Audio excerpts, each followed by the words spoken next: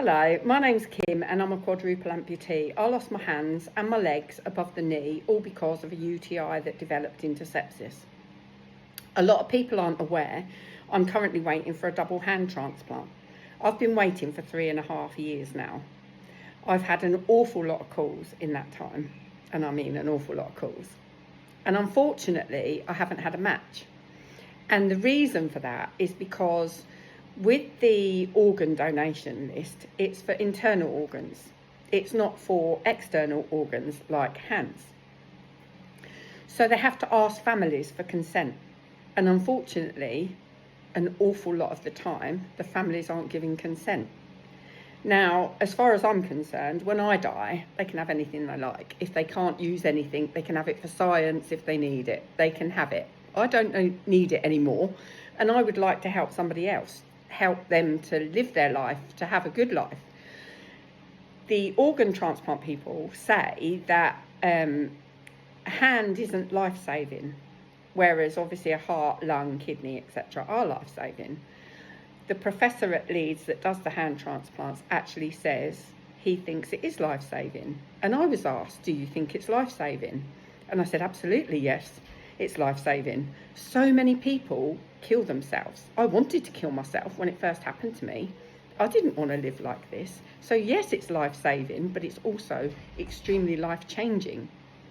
So please, if you would consider donating your hands on your death, share this post.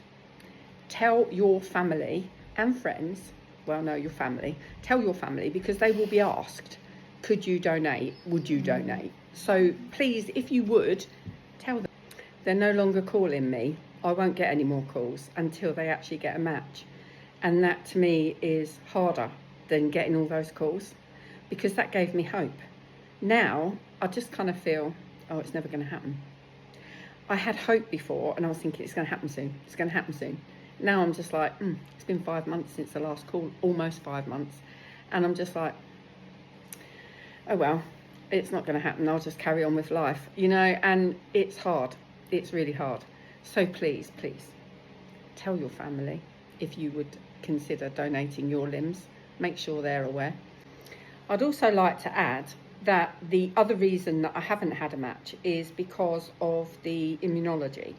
So a lot of people think it's just your blood type, and it isn't just your blood type. There's a lot to consider with a hand transplant. So the patient needs to be roughly around the same height I was originally, which was 5'2", so that their hands would be of a similar size to what mine were. And my hands were very small. My watch is actually on the last strap, so on the last hole rather, on my watch strap. So it, you know, my wrist is tiny, my arm is tiny. They also would try and match colour so that they look natural, obviously, and they also have to match. So the blood group they would know is the right blood group, but they have to do what's called an immunology test. That immunology test is to check the donor's blood with my blood to make sure that they are compatible. And of course, sometimes they're not compatible either.